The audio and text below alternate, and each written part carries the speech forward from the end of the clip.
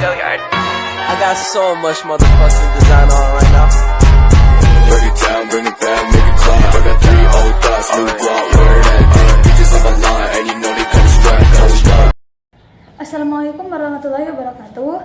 Di sini saya akan menjelaskan materi tentang sumber hukum Islam dalam filsafat hukum Islam. Yang pertama ialah Al-Quran. Al-Quran merupakan kedudukan sebagai sumber pertama dalam hukum Islam. Dan kedudukan Al-Quran ini mengharuskan untuk semua umat manusia memahami pesan-pesan yang dikandung di dalamnya agar dilaksanakan dalam kehidupan. Hal tersebut juga diperlukan sebagai upaya mengatur perilaku manusia, baik yang berhubungan dengan manusia ataupun makhluk yang lainnya, baik secara horizontal maupun secara vertikal. Ada argumentasi yang menyatakan bahwa Al-Quran sebagai sumber dan dalil pertama dan utama yang ditemukan dalam penjelasan Al-Quran. Dan Al-Quran itu sendiri lebih dari 30 kali ditemukan perintah mematuhi Allah dalam Al-Quran itu. Bahkan jika manusia meninggalkan aturan yang disebutkan dalam Al-Quran, maka akibatnya akan meningkatkan kejahatan dalam diri manusia itu. Al-Quran secara redaksional dan makna yang dikandungnya bersifat qat'i al-wujud, yang artinya lafaz Al-Quran dan pesan yang dikandungnya terjamin keautentikan dan otoritas kebenarannya. Yang kedua ialah as-sunnah. Pada uraian sebelumnya telah dijelaskan bahwa Al-Quran sebagai sumber utama dan yang paling utama dalam hukum Islam. Nabi Muhammad SAW sebagai penyampai ajaran Al-Quran diberi otoritas oleh Tuhan untuk menjelaskan lebih lanjut apa yang telah diwahyukan kepadanya. Dengan demikian, as-sunnah baik dalam bentuk perkataan, perbuatan, maupun dalam bentuk takrir berkedudukan sebagai sumber kedua setelah Al-Quran. Kedudukan as-sunnah itu sendiri sebagaimana disebutkan di atas berdasarkan argumentasi bahwa secara normatif ditemukannya Al-Quran yang menyeluruh untuk taat kepada Rasul. Seperti yang ditemukan pada surat An-Nisa ayat 13 yang artinya hukum-hukum tersebut itu adalah ketentuan-ketentuan dari Allah, dan barang siapa taat kepada Allah dan Rasul-Nya, niscaya Allah memasukkannya ke dalam surga.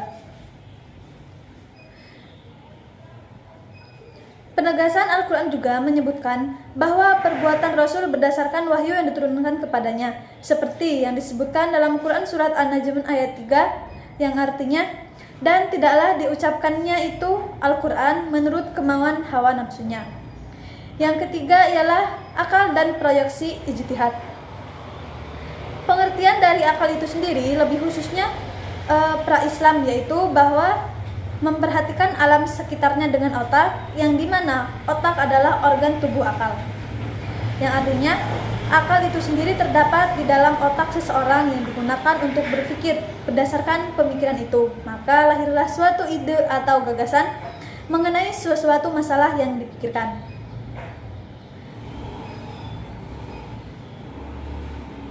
Berdasarkan perspektif Islam, pada Islam peran akan dibagi menjadi dua, yaitu yang pertama memahami nilai-nilai ajaran agama, yang kedua akal bertugas memilih dan menyeleksi doktrin agama.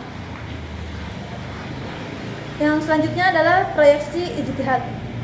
Ijtihad menurut bahasa itu sendiri adalah usaha yang keras dan bersungguh-sungguh, sedangkan dari istilah ijtihad merupakan berusaha menetapkan hukum terhadap masalah yang belum ada ketetapannya dalam Al-Quran dan hadis, baik yang dilakukan dengan secara cermat dan murni, serta berpedoman pada aturan-aturan penetapan hukum yang benar. Rujukan ijtihad tetap pada Al-Quran dan hadis, dalam artian bahwa penetapan hukum ijtihad tidak boleh bertentangan dengan ayat-ayat Allah Subhanahu wa taala ataupun ajaran Nabi Muhammad SAW.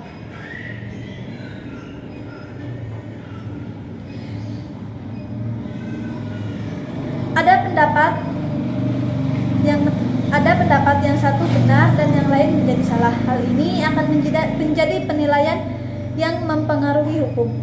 Ijtihad menjadi sumber hukum Islam yang ketiga, yakni boleh dilakukan oleh siapa saja yang memiliki persyaratan minimal memahami mafhum ayat atau hadis, memiliki atau menguasai ilmu alat seperti nahwu shorof, mengetahui latar belakang suatu ayat atau hadis, dan memiliki loyalitas yang tinggi terhadap agama dan lain-lain. Ijtihad juga diterapkan dengan beberapa cara, antara lain ijma dan qiyas. Ijma ialah kesepakatan para mujtahid pada suatu masa setelah Rasulullah SAW wafat terhadap suatu masalah. Sedangkan qiyas ialah menetapkan hukum dengan cara menghubungkan suatu perkara yang sudah ada ketetapan hukumnya terhadap masalah lain yang dihadapi dan belum ada ketetapan hukumnya. Sedang antara keduanya sama-sama memiliki sebab yang bisa disepadankan. Demikianlah materi yang dapat saya sampaikan. Saya akhiri. Wassalamualaikum warahmatullahi wabarakatuh.